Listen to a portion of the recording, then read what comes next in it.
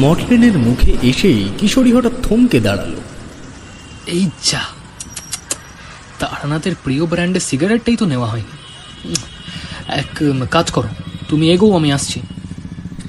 বলে সে এক ছুটে মোড়ের মাথার দোকানের থেকে এক প্যাকেট পাসিং শো কিনতে চলে গেল।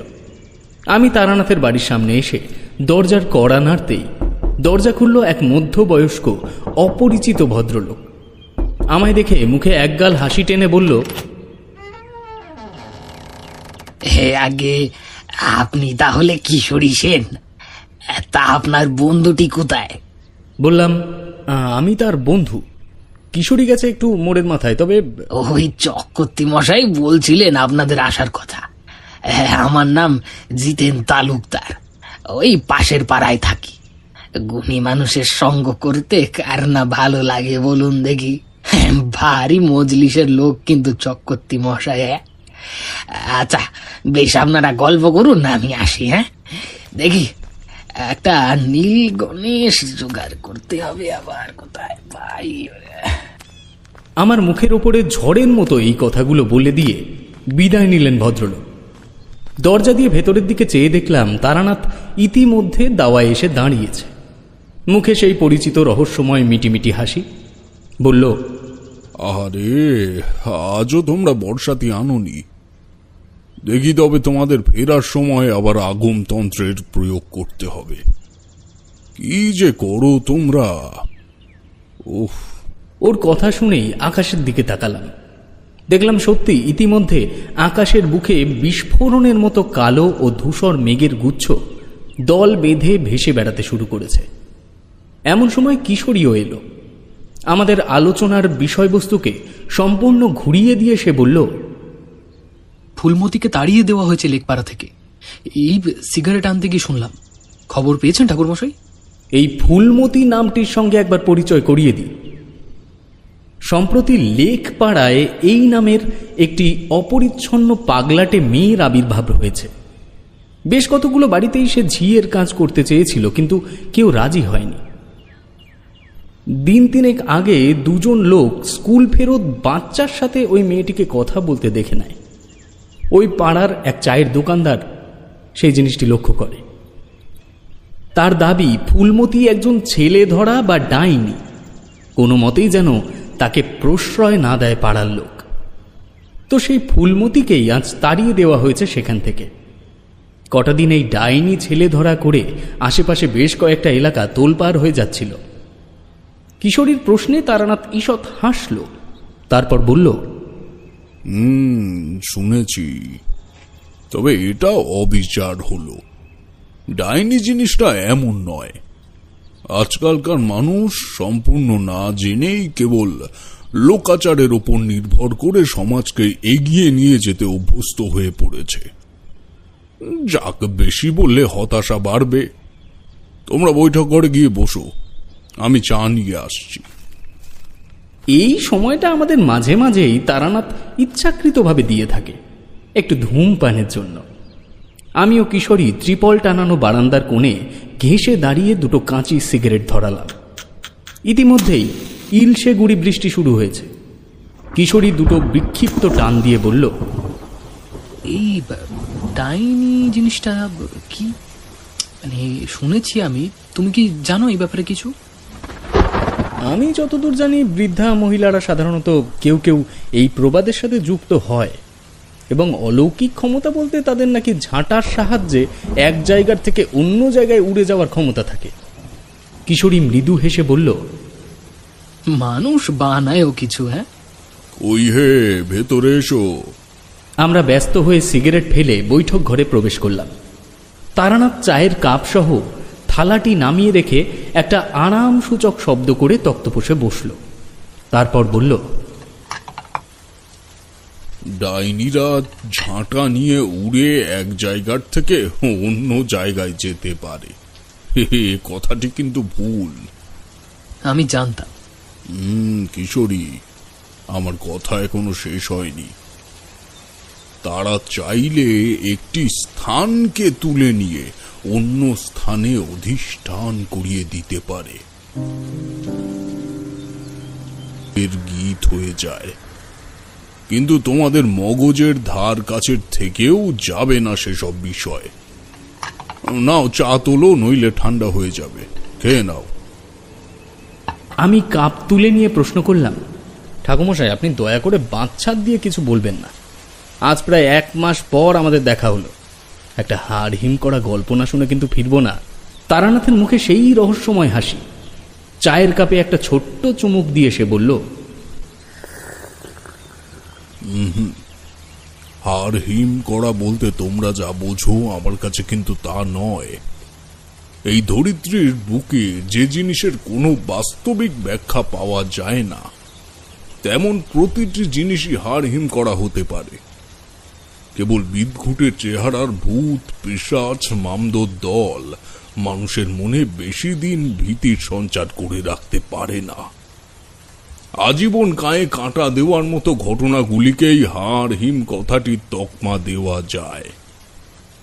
এমন ঘটনা আমার জীবনে বিস্তর ঘটেছে, যেসব দিনগুলোর কথা মনে পড়লে আজও হৃৎপিণ্ডের শব্দ স্পষ্ট কানে ভেসে আসে।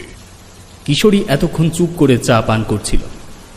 এবারে সশব্দে পেয়ালার অবশিষ্ট চা গলদ্ধকরণ করে বলল, বলুন না ঠাকুরমশাই, তেমন একটা ঘটনা। ও দাঁড়ান, এই নিন আপনার পছন্দের সিগারেট।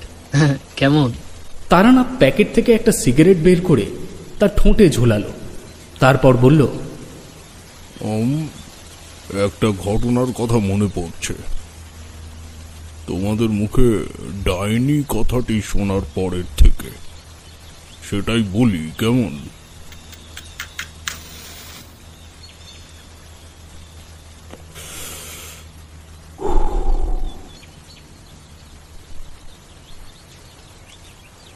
আমার গৃহত্যাগী জীবনের মধ্যপথ। উচ্চমার্গে সাধুসঙ্গ করতে করতে শক্তি নেহাত কম সঞ্চয় করিনি। চন্দ্র দর্শন তখন আমার নখদর্পণে। কোনো কিছু নিয়ে মনে সংশয় হলেই ওই প্রক্রিয়ার মাধ্যমে তার ভূত ভবিষ্যৎ জেনে নিতাম। তবে এই শক্তি যখন খুশি তখন প্রয়োগ করা যায় না, তার বিশেষ দিন ও তিথি থাকে। যাই হোক, সেবার মাস 3 গ্রাম জয়পুরে কাটিয়ে বেরিয়ে পড়েছিলাম আবার বিশ্বমাতার সন্ধানে। নদিয়ার কালী নারায়ণপুর নামক একটি হল্ট স্টেশনে বসে মানুষের ব্যস্ততা ভরা চলমান জীবনযাত্রা দেখছি। এমন সময় পেছন থেকে একজনের ডাক শুনে চমকে উঠলাম। আরে তুই তারানাথ না? খুব বেশি সময় লাগলো না ডান পিঠে ছেলেটিকে চিনতে। আরে বীরজা তুই? আরে তুই এখানে কি করছিস? আরে সে অনেক কথা, তার আগে তুই বল খবর কি তোর? আর বাড়ির দিকে কি আর যাবি না ঠিক করেছিস? তুই কোথায় ছিলি এতদিন? আমি রামজয়পুর থেকেই তো এলাম। আর এই কি অবস্থা করেছিস নিজে? কাজবাজের খুব ধকল যাচ্ছে মনে হচ্ছে নাকি? আমার প্রশ্ন শুনে বীরজার মুখ ঈষৎ শুকিয়ে গেল। আমি বেঞ্চের কোণার দিকে একটু সরে গিয়ে তাকে বসতে দিলাম। সে বলল, তোর কাছে লুকাবো না, তবে গায়ের লোক কেউ কিন্তু এই কথা জানে না। আমার শ্বশুর বাড়ি শান্তিপুরে, তা তো তুই জানিস। আজ মাস 2 হলো আমার শালা বিয়ে করেছে, কিন্তু কি জানিস, মেয়েটি কেমন যেন উন্মাদ মতন হয়ে গেছে কয়দিন হলো। প্রথমত তার স্বামীকে সহ্যই করতে পারে না, তাছাড়া নিজের প্রতি না আছে কোনো খেয়াল, না আছে সংসারের প্রতি। কেমন যেন আপন ভোলা মানুষ হয়ে গেছে মেয়েটি। এখানে এসেছিলাম এক কবিরাজের কাছে, উনি এই বীরজা ওর জামার বুক পকেট থেকে একটা ছোট্ট শিকড়ের টুকরো বের করে আমার হাতে দিয়ে বলল, এই শিকড় তাবিজে ভরে ধারণ করতে বললেন কবিরাজ মশাই। তবে আমার না মনে হচ্ছে না এতে কোনো কাজ হবে। কেন? আরে কারণ আমি তো নিজের চোখে দেখেছি মেয়েটিকে এতদিন। আমার স্ত্রী অন্তঃসত্ত্বা, সেও ওখানে আছে। তবে সিঁড়ি বেয়ে ওঠানামা এখন করা বন্ধ। তাই রুনিকে, মানে আমার শালার বউকে, খেতে দিতে 3 বেলা আমি যাই। ওর স্বামীকে দেখলেই কেমন করে ওঠে যেন। হাতের কাছে পেলে যেন যেন মেরেই ফেলবে। আবার কোনো কোনো সময় সারা বাড়ি এক করে ফেলে চিৎকার করে। বলে আমরা নাকি তাকে জোর করে ধরে রেখেছি। কি মুশকিল বলতো। ছেলেটারও কাজবাজ বন্ধ হয়ে গেল। মেয়েটির ব্যাপারে বাড়িতে খবর দেওয়া হয়েছে? শালা ভালোবেসে বিয়ে করেছে বাপ মা মরা মেয়েটিকে। ছোট থেকে এক অনাথ আশ্রমে মানুষ হয় সে।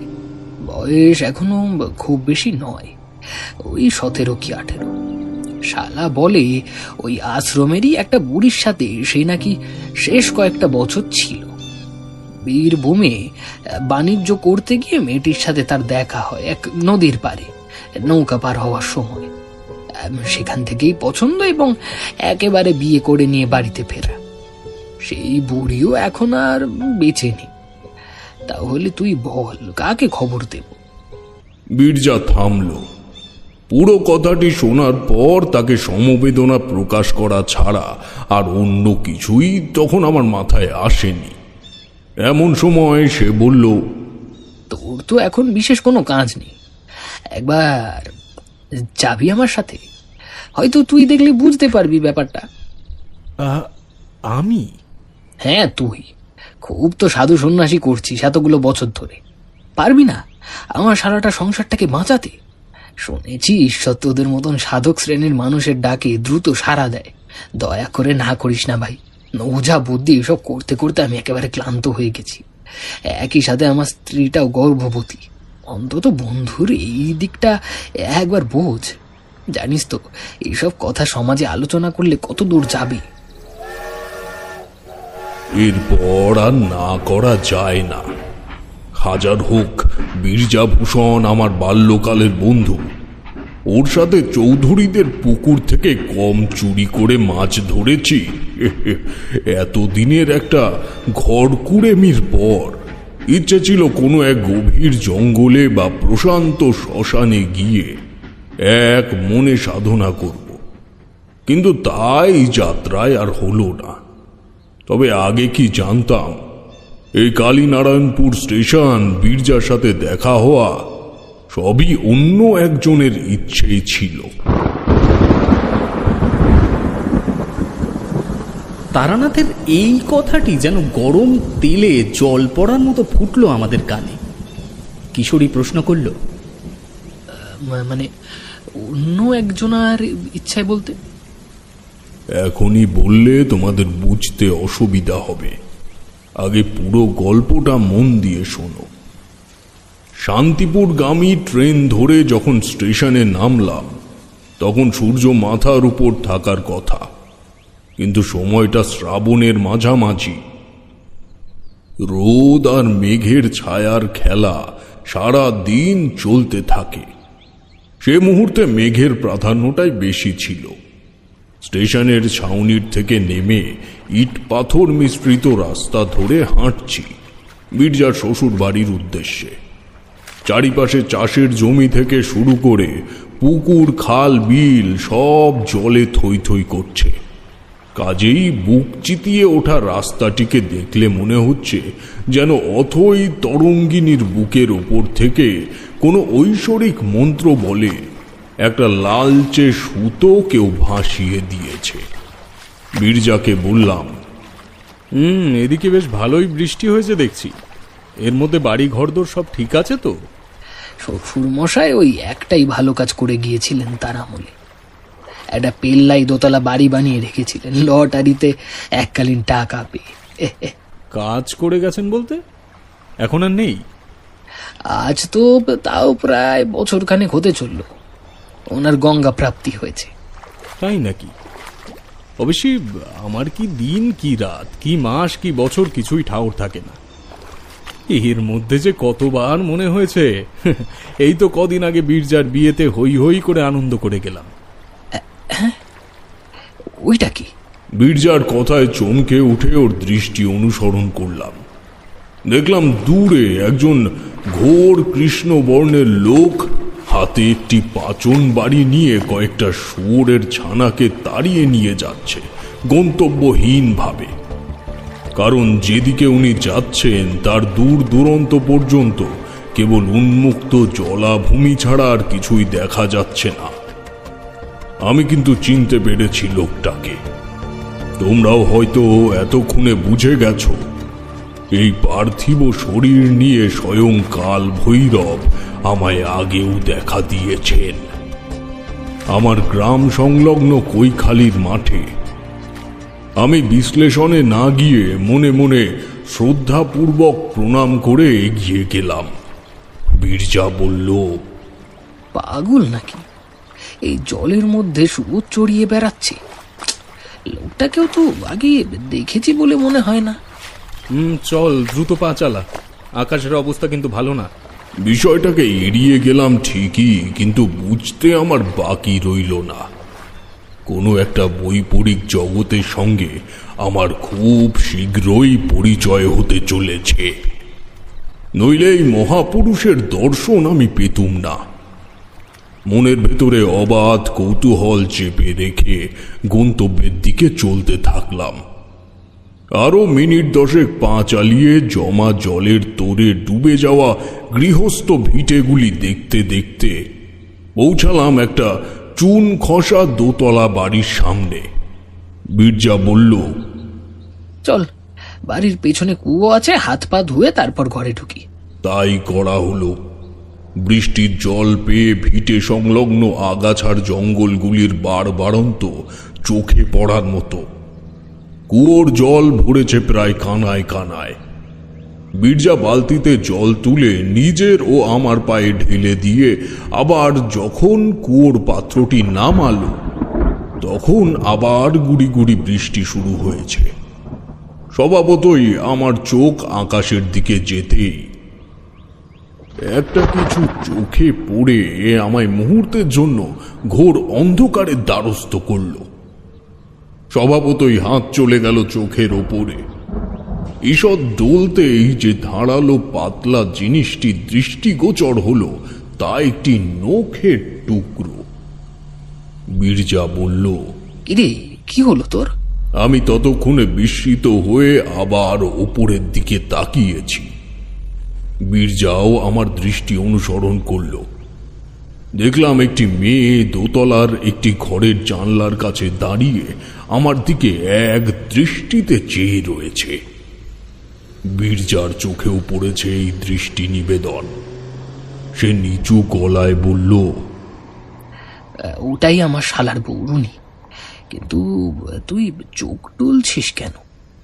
আমি বিশ্লেষণে না গিয়ে বললুম, আমায় নিয়ে চলো তো একবার তার কাছে। বীরজা কথা না বাড়িয়ে আমায় ভেতর বাড়ির দিকে নিয়ে গেল। দেখলাম একজন বছর 50-এর বৃদ্ধ দোতলা সিঁড়ির থেকে ঝাড়ু দিতে দিতে নিচের দিকে নামছেন। বীরজাকে দেখে বললেন, জামাই বাবা, এই দেখুন, রুনিমা আজ সকাল থেকে এই নিয়ে বেশ কয়েকবার নখ কাটলো। আমি যতবার পরিষ্কার করতে যাই ততবারই দেখি ওপর তলার বারান্দার নখের টুকরোয় ভরে আসে। দিন দিন কিন্তু আরো খারাপের দিকে যাচ্ছে সবকিছু। আচ্ছা ঠিক আছে, এবার তুমি নিজের কাজ করো। গায়ে বেরিয়ে আবার এসব কথা সকলকে বলো না যেন। নেহাত অনেক পুরনো বলেই এখনো তোমার কাছে রাখা হয়েছে। বীরজার ঠান্ডা ধমকে বৃদ্ধ চুপ হয়ে গেল ঠিকই, কিন্তু এখানে বীরজাকে দোষও দিতে পারলাম না। কারণ তারই বা কি করার? নিজের শ্বশুর ঘরের ব্যাপারে খারাপ কিছু রটুক, এটা কেই বা চায়? আমি ওকে অনুসরণ করে সিঁড়ির পথ ধরলাম। ওপরের তলার বর্ধিত বারান্দায় এসেই শুনতে পেলাম একটা খুঁট খুঁট শব্দ। বীরজা বলল, রুনি নখ কাটছে বলে ভ্রুকুটি করে সে উত্তর কোণের ঘরের সামনে গিয়ে হাঁক দিল, রুনিমা, এই রুনিমা, দরজা খোলো। রুনি।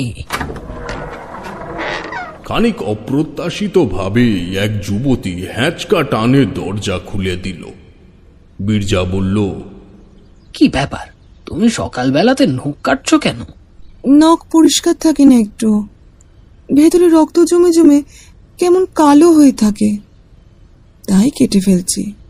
কিসের রক্ত?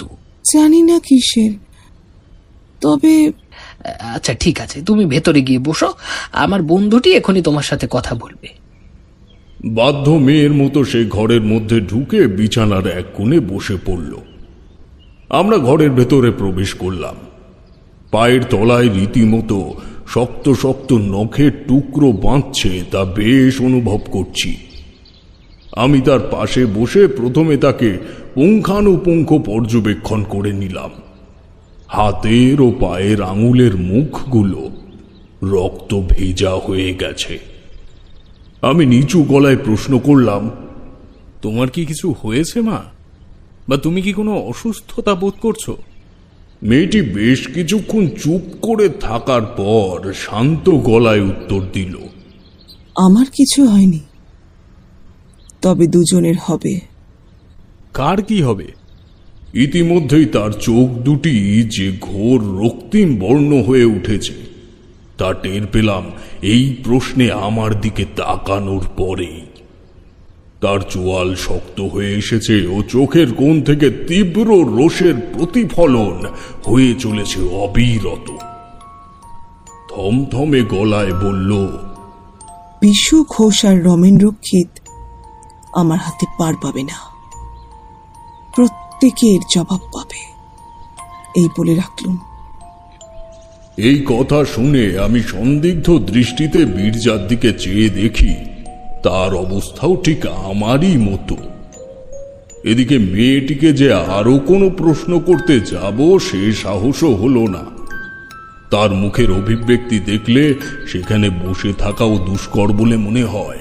আমি বীরজাকে চোখের ইশারায় ঘরের বাইরে যেতে বলে নিজে খানিকক্ষণ রুনির কপালের দিকে চেয়ে তার বিধি বোঝার চেষ্টা করলাম, কিন্তু তা এতটাই এলোমেলো যে সঠিকভাবে তার গতিবিধি নির্ণয় করার কোনো উপায় নেই। কেবল এইটুকুই বুঝলাম তার দেহ লক্ষণ দেখে যে সে কোনো স্বাভাবিক মানব সন্তান নয়। কিছু একটা তার মধ্যে বর্তমান যা সরল মানব প্রকৃতি থেকে তাকে পৃথক করে। আমি ঘর থেকে বেরিয়ে আসার কয়েক সেকেন্ড পরেই আবার সজোরে ঘরের দরজা বন্ধ হয়ে গেল। কেন জানি না আমার তখনই মনে হয়েছিল সে বিছানা থেকে উঠে এসে এই কাজ করেনি, করল কোনো অদৃশ্য শক্তি।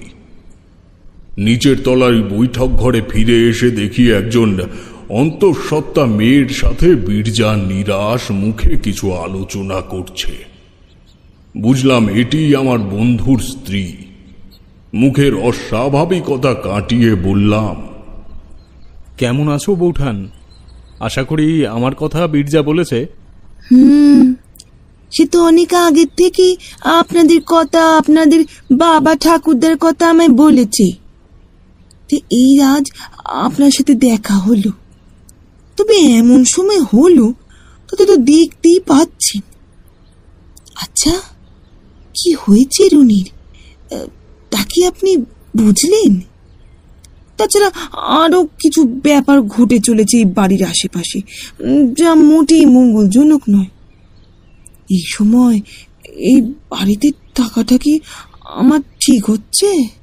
কথাটি মন্দ বলেনি বীরজার স্ত্রী। এমনকি আমিও তাকে এই কথাটি বলবো বলেই ভেবেছিলাম যে এমন অবস্থায় একজন অন্তঃসত্ত্বা মেয়ে এই বাড়িতে না থাকাই ভালো।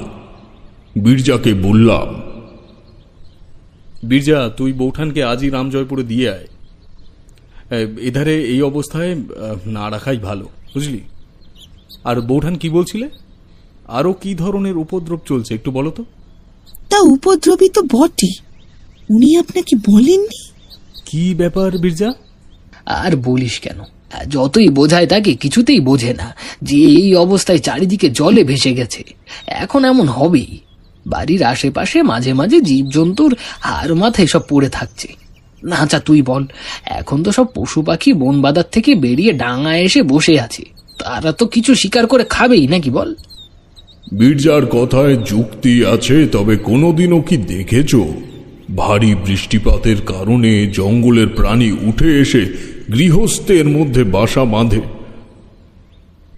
আমি তো পাকাপাকিভাবে এক গণ্ড গ্রামের ছেলে, সেই আমি পর্যন্ত দেখিনি এমন কোনো উদাহরণ। তাই বিষয়টাকে ফেলে না দিয়ে অপার বিস্ময়ের আরেকটি পাতায় যুক্ত করলাম। বীরজা আমার কথা মতো তার স্ত্রীকে নিয়ে বেরিয়ে পড়ল রামজয়পুরের উদ্দেশ্যে। যদিও তার বাড়ি পুরোপুরি রামজয়পুরে নয়, আমাদের গ্রামের পাশের গ্রামে। ফিরতে ফিরতে পরদিন দুপুর। তার শ্যালক গেছে আর একজন ওঝার খোঁজে, সেও নাকি ফিরবে সন্ধ্যা নাগাদ। ফলে আমি ও সেই বৃদ্ধ চাকর দুপুরের খাওয়া দাওয়া সেরে চুপ করে বসে রইলাম বৈঠক ঘরে। সন্ধ্যায় নামার খানিক আগেই ফিরে এলো বাড়ির বর্তমান স্বত্বাধিকারী অর্থাৎ বীরজার শালা। ছেলেটির মুখে বিষণ্ণতা দেখে মনে ভারী কষ্ট হলো। নববিবাহিত স্ত্রীর আচরণ যদি হঠাৎ এমন অমানবিক হয়ে পড়ে, তবে তার মধ্যে দিয়ে কেমন ঝড় বয়ে যেতে থাকে তা আশা করি তোমরা বুঝতে পারছ। আমি তার ঘাড়ে হাত রেখে বললুম, তুমি চিন্তা করো না যদু, আমি আমার দিক থেকে সম্পূর্ণ চেষ্টা করব রুনিমাকে স্বাভাবিক করে তোলার। তবে তোমার কাছে একটা প্রশ্ন আছে, আশা করি তুমি সঠিক উত্তর দিতে পারবে। রুনিমায়ের মুখে আমি দুজন ব্যক্তির নাম শুনলাম, একটি হলো বিশু ঘোষ আর অন্যজন হলেন রমেন রক্ষিত। এদের কি তুমি চেনো? যদু একটু ভেবে উত্তর দিল, এদের নাম আমি শুনেছি বাবার মুখে, কিন্তু এই গ্রামের লোক নয় এরা। কিন্তু এদের নাম রুনির মুখে কেন বলুন তো? সেটাই তো আমিও ভাবছি। যাকে তুমি চিন্তা করো না, রুনিমা এখন এক ঘোরের মধ্যে আছে। হয় তার মধ্যে কোনো অতৃপ্ত আত্মা ভর করেছে, অথবা কোনো খারাপ হাওয়া লেগেছে। বাকিটা আমি আরো নিশ্চিত না হয়ে বলতে পারবো না, বুঝলে? আর তাড়াহুড়ো করে এই মুহূর্তে কিছু করাটাও ঠিক হবে না। যদু আর কোনো কথা বলল না। ক্লান্ত পরিশ্রান্ত মনিবকে দ্রুত রাতের খাবার দিয়ে দিল ভৃত্য। আমার ঘুমানোর বন্দোবস্ত হলো ওপরের তলারই দক্ষিণ প্রান্তের একটি ঘরে। রাতের খাবার বলতে পুঁটলিতে দুটো পাকা কলা ছিল, তা দিয়েই নৈশভোজ সারলাম।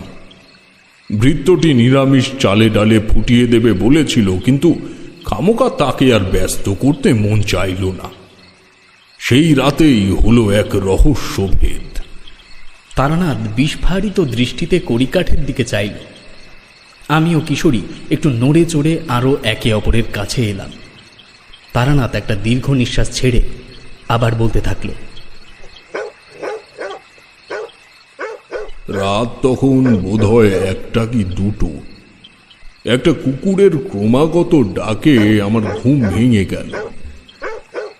আমি একজন অতিথি হয়ে এই বাড়িতে এসেছি, তাই হঠাৎ দুম করে বাইরে বেরিয়েও পড়া যায় না।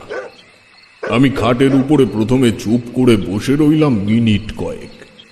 খানিক মনোসংযোগের পর বুঝলাম শব্দটা আসছে বাড়ির পেছন দিক থেকে। আমি একটা বিড়ি ধরিয়ে পশ্চাৎমুখ জানলাটি খুলে নিচের দিকে দৃষ্টি ফেলতেই চমকে উঠলাম। শুক্লা পক্ষের ঝকঝকে জ্যোৎস্নার আলোয় বুঝতে অসুবিধে হলো না যে ওখানে রুনিমা বসে বসে কিছু একটা করছে, এবং যে কুকুরটি অনবরত ডেকে চলেছে এতক্ষণ ধরে, সে তাকে উদ্দেশ্য করেই ডাকছে। রুনি ধীরে ধীরে অগ্রসর হতে শুরু করলো কুকুরটির দিকে। জন্তুটি এক পা দুপা করে পিছিয়ে যেতে শুরু করলো পরক্ষণেই। তার ডাক আরো বাড়ল রুনির এই নতুন পদক্ষেপের পর। এমন সময় চোখের নিমেষে ঝাঁপিয়ে পড়ে সে কুকুরটির গলায় বিশাল কামড় বসিয়ে দিল। বাড়ির নিচের তলার থেকে আওয়াজ পেলাম ওই ভৃত্যের। এই শব্দটি রুনির কানেও বাজল নিশ্চয়ই। তৎক্ষণাৎ হিংস্র সাপদের মতো কোনো এক অপার্থিব ক্ষমতা বলে মেয়েটি দেয়াল বেয়ে উঠে গেল উত্তরের দিকের ঘর বরাবর। আমি জানলা বন্ধ করে সেখানেই বসে পড়লাম। জ্ঞান বুদ্ধির ওপারে কোনো বিষয় হঠাৎ প্রত্যক্ষ করলে মানুষের মস্তিষ্ক কাজ করা বন্ধ করে দেয়। আমারও হলো তাই। ক্ষণিকের জন্য এটাও মনে হলো যা দেখেছি বা যা ঘটল আমার চোখের সামনে, সেটির মূল উদ্ধার করার মতো ক্ষমতা এখনো পর্যন্ত হয়নি আমার। এ বিরাট অপশক্তির কারসাজি, এখানে আমি কিছুই হয়তো করতে পারবো না।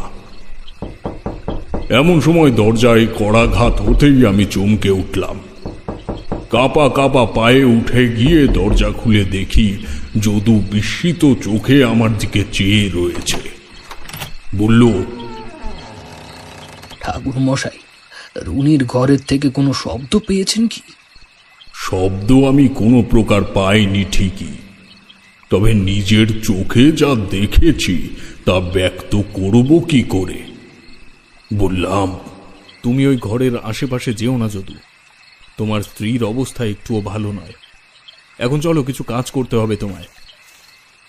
মনে মনে ঠিক করে নিয়েছিলাম ওই ঘরটাকে আমি শুদ্ধিকরণ করে চন্দ্র দর্শনে বসব, কারণ ওই একমাত্র প্রক্রিয়া ছাড়া আমার পক্ষে জানা সম্ভব নয় যে রুনি মায়ের সাথে কি হয়েছে আসলে। এই চন্দ্র দর্শন প্রক্রিয়ায় নিজের ইচ্ছে মতো বসা যায় ঠিকই, তবে এর কিছু ভয়ঙ্কর কুফল আছে। জ্যোতিষী কিন্তু মানুষের ভাগ্য দর্শন করে না, তারা কেবল নির্দিষ্ট মানুষটির জন্মতিথি জেনে নিয়ে একটা আনুমানিক ছায়াপথের দিশারি হয়। কিন্তু এই চন্দ্র দর্শন সম্পূর্ণ বিধি বিরোধী একটা ক্রিয়া, যা করলে একজন তান্ত্রিকের শক্তি ক্ষয় হয়। সে কারণেই এই কাজ আমি আবেগের বশেই করে বসতে পারতাম না। তাছাড়াও গুরুর বারণ ছিল এই কাজ ইচ্ছে প্রসূতভাবে করায়। রাত শেষে ভোরের প্রথম সূর্য ওঠার আগের ব্রহ্ম মুহূর্তে এই কাজ করলে ফল পাওয়া যায় মন্ত্রের মতো।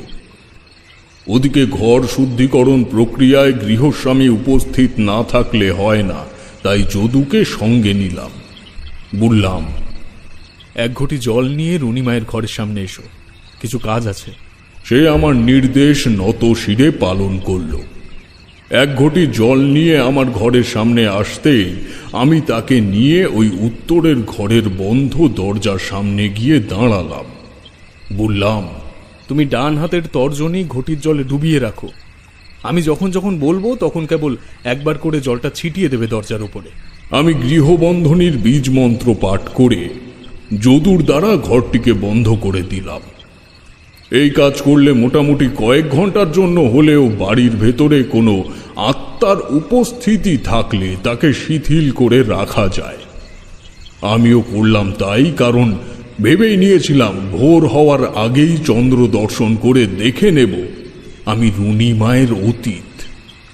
কারণ গোড়া থেকে না জানতে পারলে মেয়েটিকে বাঁচানো সম্ভব হবে না।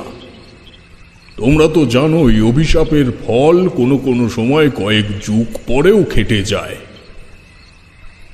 আমি দেরি না করে প্রকাণ্ড দোতলা বাড়িটির ছাদে যাওয়ার পথ যদুর কাছের থেকে জেনে নিয়ে সেখানে পৌঁছালাম।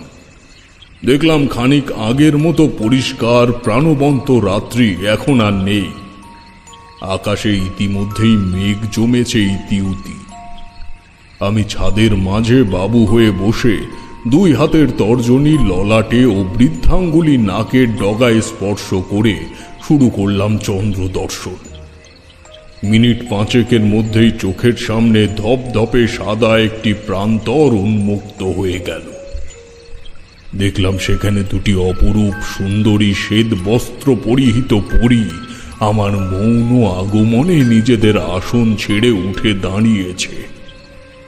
প্রশ্ন করতে হলো না, আমার মস্তিষ্ক নিঃসৃত বিষয়গুলি একত্রিত হয়ে চোখের সামনে বায়োস্কোপের ন্যায় প্রতিফলিত করতে শুরু করল। খানিক বাদে দেখলাম রুনিমা কোনো এক প্রশস্ত পুকুর পাড়ে জল আনতে গিয়েছে, যার পাড়ে একটি প্রকাণ্ড বট গাছ। মেয়েটি ক্লান্ত হয়ে এক কলস জল গাছের গোড়ায় নামিয়ে রেখে তার শান্ত ছায়ায় বসল। খানিক বাদেই ওর শরীরে একটা ঝাঁকুনি বোধ হলো। ঝাঁকুনিটা এতটাই অস্বাভাবিক যে তার বিশ্লেষণ করে বোঝানো আমার পক্ষে এখন সম্ভব নয়। বলা যেতে পারে একজন ক্লান্ত পরিশ্রান্ত মানুষকে পেছন থেকে অগোচরে ধাক্কা দিলে তার যেমন অবস্থা হতে পারে, এটাও অনেকটা তেমনই।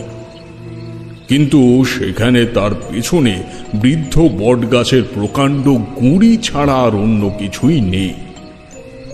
এমনকি রুনি মায়ের যেমন অভিব্যক্তি হওয়ার কথা ছিল তেমন কোনো প্রতিফলন কিন্তু তার শরীরের ভাষায় প্রকাশ পেল না। সে ধীরে ধীরে উঠে দাঁড়িয়ে হাঁটতে শুরু করলো, আবার কোকে কলসি বাঁধিয়ে। এরপরেই সব অন্ধকার হয়ে গেল আমার চোখের সামনে। চিরচেনা পৃথিবীর বিপুল আকর্ষণে আমি ফিরে এলাম আবার বীরজাভূষণের শ্বশুর আলয়ের বাড়ির ছাদের সেই মুদ্রা স্থিতিতে। আমি দেরি না করে দ্রুত ছাদের থেকে নেমে একতলায় যদুর ঘরের সামনে এলাম। দেখলাম সে চিন্তিত মুখে ঘরের ভেতরে পায়চারি করছে। আমায় দেখে দরজার সামনে এগিয়ে আসতেই আমি বললাম, এই গ্রামের কোন পুকুর থেকে রুনিমা জল আনতে চায় আশা করি তুমি জানো? হ্যাঁ, পদ্ম পুকুর। ওই তো আমাদের বাড়ির দক্ষিণ পাশে। আমায় সেখানে নিয়ে যেতে পারবে? হ্যাঁ, চলুন ঠাকুর মশাই। তবে সেই পুকুর কিন্তু ভেসে গেছে এখন। জানি, তবুও চলো। যদু আমায় নিয়ে যে সেই পুকুরটির সামনেই পৌঁছেছে তা বুঝতে হলো আমার সেই চন্দ্র দর্শন প্রক্রিয়ায় প্রত্যক্ষ করা ওই গাছটির কথা মনে করে। তাছাড়া বাকি সবটাই দেখে মনে হয় আমরা কোনো অগভীর দিঘির বুকের উপর থেকে হেঁটে চলেছি, যার মধ্যে নৌকার ভূমিকা পালন করছে গৃহস্থ বাড়িগুলো। গ্রামের দিকের মানুষ আলো না ফুটতেই ঘুম থেকে উঠে পড়ে। জলের মধ্যে ছপ ছপ শব্দ পেয়ে আমাদের পিছু পিছু একজন পৌঢ় ভদ্রলোক এলেন। আমি যদুকে প্রশ্ন করলাম, আচ্ছা, এই বট গাছ নিয়ে কি কোনো রকম অলৌকিক কাহিনী শুনেছো বা দেখেছো কখনো? আমার এমন অবাঞ্ছিত প্রশ্নে সে সম্পূর্ণ নাস্তানাবুদ হয়ে পড়ল। খানিক ভেবে বলল, না, আমি তো তেমন কিছু শুনিনি। ছোট থেকেই একটু ঘর কোনো স্বভাবের ছেলে ছিলাম ঠাকুর মশাই। আর গ্রামের এই পুকুরটিতে তেমন কেউ স্নান করতেও আসতো না, সবাই যেত মতি বিলের ডাঙায়। আচ্ছা, ওই তো সুকুমার কাকা রয়েছেন, উনি অনেক পুরনো লোক, উনি হয়তো বলতে পারবেন। ওই আগন্তুক আমাদের কথোপকথন শুনছিল। জল কেটে একটু এগিয়ে এসে বললে, আমি যতদূর জানি লক্ষ্মী নামের একটা বুড়ি এই বট গাছের তলায় ছোট কুটির করে থাকতো। মাঝে মাঝে গ্রামে ভিক্ষা করতে বেরোতো, আর বাকি সময় ঘরেই থাকতো। যখনের কথা বলছি তখন যদু অনেক ছোট। সে সময় আশেপাশের গ্রামে, এমনকি এখানেও 5 বছরের থেকে কম বয়সী শিশুদের হঠাৎ কালান্তর রোগ হতে শুরু করলো। এই লক্ষ্মী বুড়ি টুকটাক ওঝাবদ্দির কাজ জানতো। সে নিজে থেকেই বাড়ি বাড়ি ঘুরে গরিব শিশুদের দেখে আসতো এবং ওই বিভিন্ন টোটকা দিয়ে আসতো। তবে তার টোটকার কুফল বা নিয়তির ফের কিনা জানি না, বাচ্চাদের বাঁচানো সম্ভব হচ্ছিল না। কিন্তু মানুষের মধ্যে ছড়িয়ে পড়ল এই বুড়ি টোটকাতেই নাকি ওই রোগ ছোঁয়াচে হয়ে গ্রামে গ্রামে ছড়িয়ে পড়ছে। তাতে সবাই শিশু ও সমাজ বিরোধী ডাইনি মনে করতে শুরু করলো। এমন সময় এক রাতে পাশের গ্রাম থেকে 2 ভূস্বামী লোক এসে তাকে পিটিয়ে মারে বলে শোনা যায়। দিনের আলো ফোটার পর থেকেই আর তাকে দেখা যায়নি। দুজনের নাম কি বিশু ঘোষ আর রমেন রক্ষিত? বৃদ্ধের চোখ কপালে উঠল, থমথমে গলায় বলল, আপনি জানলেন কি করে? অনেক ধন্যবাদ আপনাকে। যদু, চলে এসো। যদু আমার কথা অনুযায়ী মুখ বুজে হাঁটতে শুরু করলো বাড়ির উদ্দেশ্যে। আমি ঠিক করে নিয়েছি মনে মনে যে তখন আমায় কি করতে হবে। বাড়িতে ফিরে এসে যদুকে বললাম, আমায় একটু সাদা সর্ষে এনে দিতে পারবে, আর গোটা তিনেক রাম তুলসীর পাতা? নিশ্চয়ই ঠাকুর মশাই, আমি এখনই এনে দিচ্ছি। যদু প্রয়োজনীয় সামগ্রীগুলি এনে দেওয়ায় আমি কয়েক দানা সর্ষে ও তুলসীগুলি ডান হাতের মুঠোতে নিয়ে উত্তর বললাম, তোদের সাথে আমার কিছু বিশেষ কথা আছে। আমাদের বড় একটা সিদ্ধান্ত নিতে হবে। খুব বিপদে পড়ে গেছিস এটুকু বলতে পারি। যদুকে একটু স্নান করিয়ে দিয়ে তারপরে এই বৈঠক ঘরে নিয়ে আয়। আমি এখানে অপেক্ষা করছি।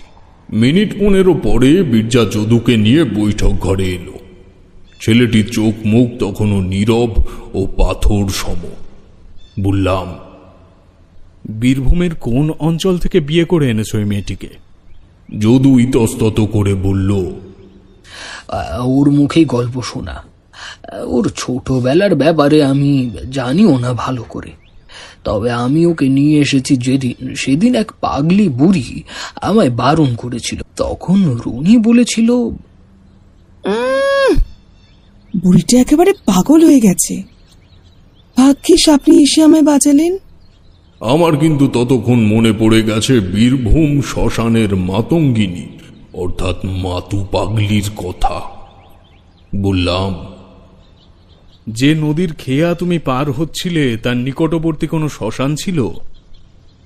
যদু আমায় অবাক করে বলল, শ্মশান তো ছিলই। আমি রুনির যে আশ্রিতা বুড়ির কথা বলছি, সে ওই শ্মশানেই একটা কুটির করে থাকতো। নাম মানে নাম জানা আছে তার? নাম তো জানি না।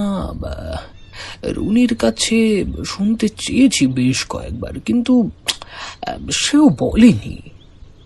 আমার সেই বিহ্বল অবস্থায় মাথায় একটাই সিদ্ধান্ত বিদ্যুতের গতিতে এসে দাঁড়ালো।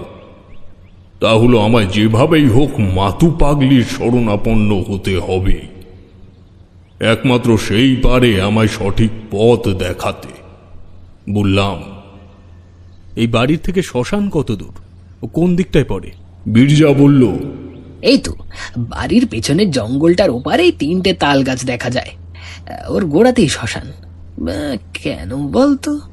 আমার একটু কাজ আছে, তোরা বাড়িতেই থাক, আমি আসছি। আর শোন, আজকের দিন গেলেই কাল অমাবস্যা। কথা অনুযায়ী কাল রাতে এক মারণ দুর্ঘটনা ঘটবে। মনে রাখিস যে ক্ষুধার্থ আত্মা রুনিমায়ের শরীরে প্রবেশ করেছে প্রতিশোধ নেওয়ার নিমিত্তে, তার থেকেও অনেক বেশি ভয়ঙ্কর শক্তির অধিকারী রুনিমা নিজেই। সে ডাকিনী সিদ্ধ এক সাধিকা, এবং এই জাতীয় সাধিকারা এমনই মায়াজাল দেখাতে পারে যা খালি চোখে দেখলে ধরা সম্ভব না। সে কারণে আমি বুঝতে পারিনি। যদুকে বিয়ে করাটা উপলক্ষ মাত্র, তার একটা সূত্র প্রয়োজন ছিল লোকালয়ে এসে বসবাসের, তাই সে যদুকে মাধ্যম করেছে। যদিও সম্পূর্ণ ব্যাপারটা নিশ্চিত হতেই আমি যাচ্ছি, তবে যদু এটাই যদি বাস্তব হয় তবে তোমার এই তিক্ত বাস্তবটাকে মেনে নিতেই হবে। আমি নিজে এই জাতীয় এক সাধিকার মায়াজালে জড়িয়েছিলাম ওই বীরভূমের এক গ্রামের শ্মশানে নদীর তীরে। যা কত সময় আমাদের হাতে নেই। তোরা বাড়ি ছেড়ে কোথাও যাস না, কেমন? এতটুকু বুঝিয়ে আমি বেরিয়ে পড়লাম শ্মশানের উদ্দেশ্যে। হাঁটু সমান আগাছার জঙ্গল পেরিয়ে দৈত্যের মতো মাথা উঁচিয়ে থাকা 3টি তাল গাছের গোড়ায় পৌঁছে দেখলাম কাদা গোলা অথই জলের ওপরে পোড়া কাঠ ভেসে উঠে ইতস্তত গাছের কাণ্ডে ও আগাছায় আটকে আছে। অপেক্ষাকৃত যে ফাঁকা জায়গাটিতে এই পরিবেশের ব্যাপ্তি, সেটাই বোধহয় এই অঞ্চলের শ্মশান, তা অনুমান করে নিলাম। তোমরা তো জানোই, নিম্নতন্ত্রের অধিকারী সাধক বা সাধিকাদের জন্য প্রশস্ত বাসস্থান হলো এই শ্মশান ভূমি। আমাদের মতো পথচারী সন্ন্যাসী বা তান্ত্রিকদের কিন্তু শ্মশান কেন্দ্রিক জীবনযাপন করার ছিল না। কেবল কিছু কিছু বিশেষ সাধনা করার নিমিত্তে এসব অঞ্চলে যেতে হতো। আমি আশপাশটা ভালো করে দেখে নিয়ে অপেক্ষাকৃত একটু উঁচু জায়গায় কোমর ডুবিয়ে বসলাম মাতু পাগলির আরাধনায়। নিম্নতন্ত্র বিদ্যায় অধিকারীদের শরণাপন্ন হওয়ার একটা বিশেষ বীজ মন্ত্র আছে। মাতু পাগলির নাম স্মরণ করে শুরু করলাম সেই বীজ মন্ত্র পাঠ। মনে অগাধ বিশ্বাস ছিল উনি আমায় দেখা দেবেনি, আর হলোও তাই। কতক্ষণ পরে জানি না একটা মৃদু কাশির শব্দে আমি সজাগ হয়ে বসলাম। পরক্ষণে শুনতে পেলাম, আমি জানতাম পোড়ামুখ তুই আসবি, তোকে তো আমি ডেকেছি। শোন, ওই রুনি আমার কাছে ছিল কয়েক বছর। ওর শরীরে তন্ত্র শিক্ষার জ্যোতি দেখেছিলাম। সে ডাকিনী তন্ত্রে সম্পূর্ণভাবে সিদ্ধি লাভ করেনি ঠিকই, তবে বেশ কিছু শক্তি সে অর্জন করেছে আমার দ্বারা। তুইও তো ছিলি কদিন, তবে তুই সেই তাড়ানাথি রইলি। নিম্নতন্ত্র অতীব ভয়ঙ্কর। এতে কাম আর ক্রোধের উপরে অসংযম শেখানো হয়। বৈষয়িকতার কোনো স্থান নেই এখানে। কিন্তু সেই চতুর রূপ ও অর্থের প্রাচুর্যের লোভ সামলাতে না পেরেই বিয়ে করেছে। আমি জানতাম বিয়ের কিছু মাস পরের থেকেই তার ঋণাত্মক শক্তি তার ভেতরকার ডাইনিকে ধীরে ধীরে জাগিয়ে তুলবে। হয়েছেও তাই। আর তার মধ্যেকার আত্মা লক্ষ্মী, সে এক নিরীহ বৃদ্ধা ছিল। তাকে তুই প্রতিশোধ নিতে আটকাস না। তবে তবে মা, রুনিমা যদি খুন করতে অগ্রসর হয় ওই বিশু আর রমেন রক্ষিতকে, তবে তো সবাই তাকে খুনি ভাববে, কারণ সেই বৃদ্ধার আত্মাকে তো কেউ দেখতে পারবে না। ও লাউট, আমি সব ভেবেই কথা বলি। লক্ষ্মী রুনির উপর ভর করেছে, সে ডাইনি বলে, অন্য কোনো কারণে নয়। তবে সে আগেই অন্য মানুষের ভিতরে সঞ্চার হয়ে প্রতিশোধ নিতে পারত। আর ডাইনিকে বশে রাখার জন্য প্রয়োজন টাটকা আত্মা আর জানোয়ারের রক্ত। সেটার যোগান ওই বৃদ্ধাই দিয়ে এসেছে এতদিন ধরে। তোর বন্ধু স্ত্রীর পেটের সন্তান আর বেঁচে নেই, সে মৃত সন্তান গর্ভে বয়ে বেড়াচ্ছে। এই কথা আবার তুই বলতে যাস না পোড়ামুখ। লক্ষ্মী সে কচি জীবনটাকে হত্যা করে শিশুটার আত্মাকে বলি দিয়েছে রুনির পায়ে। কারণ বৃদ্ধা এই বিষয়ে দৃঢ় প্রতিজ্ঞ যে একজন ডাইনি সত্তার মানুষের হাতেই তার হত্যাকারীদের প্রাণনাশ করবে। নিজের বন্ধুর সন্তানের ব্যাপারে এমন এক হৃদয় বিদেহী কথা জানতে পেরে আমার মূর্ছা যাওয়ার অবস্থা। কাঁপা গলায় বললাম, মা, মা তাহলে উপায়? ওই চটকা গাছের গোড়ায় দেখবি একটা মেয়ের মৃতদেহ আটকে আছে। বোধহয় ভিনগ্রাম থেকে ভেসে চলে এসেছে। ওটিকে কাঁধে করে নিয়ে গিয়ে ওই বাড়ির পিছনে রাখবি। তারপর একটা বেল গাছের ছোট্ট কাঠি নিয়ে গিয়ে রনির কপালে ছুঁয়ে একুলব্য সংহারের বীজ মন্ত্র জপ করবি।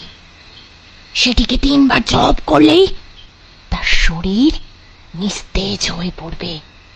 টানা 3 মাস মারণ ব্যাধিতে ভুগবে সে। সেখান থেকে বাঁচিয়ে ফেরাতে পারলে সে বাঁচল, নইলে উচ্ছন্নে যাবে তার জীবন। তবে ডাইনি সত্তা আর জীবিত থাকবে না। সমস্ত শক্তি হারিয়ে সে স্বাভাবিক মানুষ হবে। তবে ওই বৃদ্ধার আত্মা? আমি ওই মৃত মেয়েটার শরীরে ডাকিনী লক্ষণ সঞ্চার করেছি, যাকে তুই এখন নিয়ে যাবি। তুই লক্ষ্মীর আত্মাকে নির্দেশ দিয়ে ওই মরদেহটাকে চিনিয়ে দিবি। সে এখন নরককুলের অধিবাসী হওয়ায় ঠিক চিনতে পারবে এই দেহের লক্ষণগুলোকে, যেমন চিনেছিল রুনিকে ওই পুকুর ঘাটে। সেও মুক্তি পাক প্রতিশোধ নিয়ে, মেয়েটাও বেঁচে যাক, এই কামনা করি। যা যা, আর দেরি করিস না।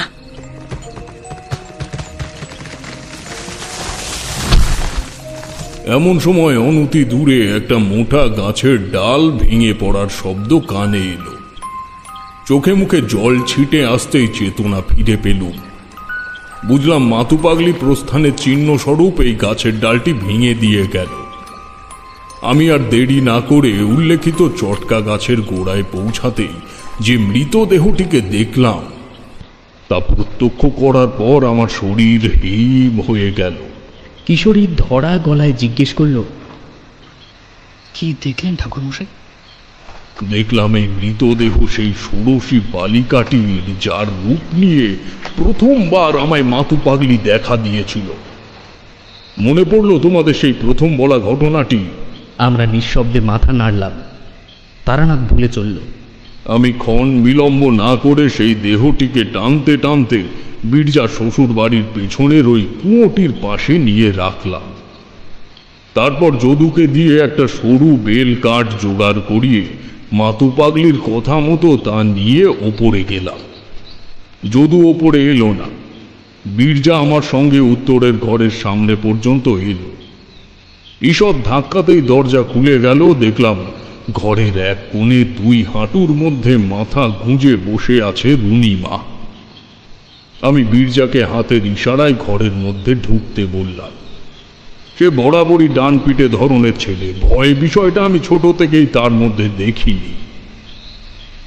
একলব্য সংহারের মন্ত্র আমার জানাই ছিল, কারণ আগেই তো বললাম ততদিনে ছোট বড় মিশিয়ে অনেক সাধু সন্তের সাথেই আমার পরিচয় হয়েছে। তাদের থেকে শিখে নিয়েছিলাম বিভিন্ন রকমের হাঁকিনি ও ডাকিনি জব্দ করার মন্ত্র সমূহ। আমি মন্ত্র উচ্চারণ করতে করতে 1 পা 2 পা করে এগিয়ে গেলাম তার দিকে। এমন সময় ছেঁড়া ছেঁড়া কালো ধোঁয়ার পুঞ্জ একত্রিত হয়ে তার ঠিক মাথার উপরে জমাট বেঁধে একটি এলোকেশী নারীর মূর্তির মতো অবয়বের সৃষ্টি করল।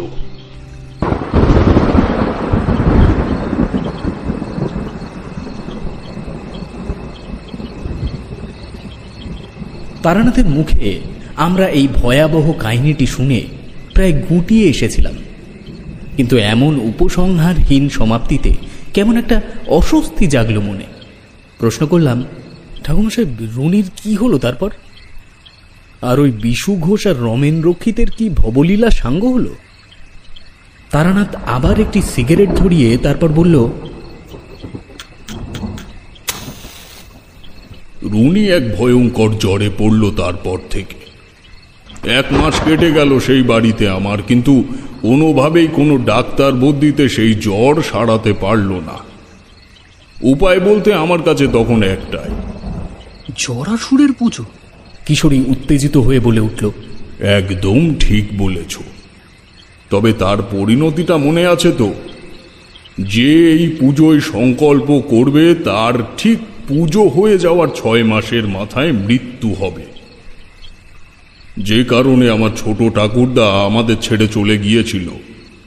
তাই এই ক্ষেত্রে আমি উপায় জানলেও তা বাস্তবায়িত করার মতো সাহস দেখায়নি। কেবল একটা মন্ত্রপুত জবা ফুল কালভৈরবের যন্ত্র স্থাপন করে তা রুনির কপালে ছুঁইয়ে রোজ ইষ্ট নাম করার পরামর্শ দিয়ে এসেছিলাম। তবে যেদিন আমি বেরিয়ে আসি সেদিন হলো এক ঘটনা। প্রখর রোদের প্রকোপে সারা গ্রামের জমে থাকা জল তখন টেনে গিয়ে জলজলে সবুজ প্রান্তরে রূপান্তরিত হয়েছে মাসখানেকের মধ্যেই। গ্রাম পেরিয়ে স্টেশনে পৌঁছানোর আগে ঠিক যে জায়গায় আসার সময় সেই শুয়োর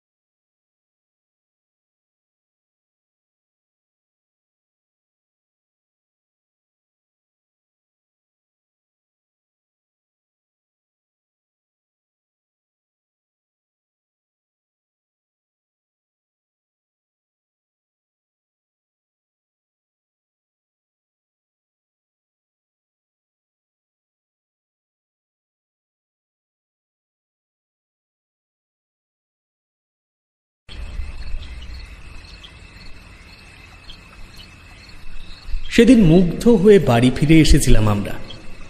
পরে একদিন আড্ডায় বসে জানতে পেরেছিলাম সত্যি মাতু পাগলির কথা মতো বীরজাভূষণের সন্তান তার স্ত্রীর পেটে থাকতেই মারা গেছিল।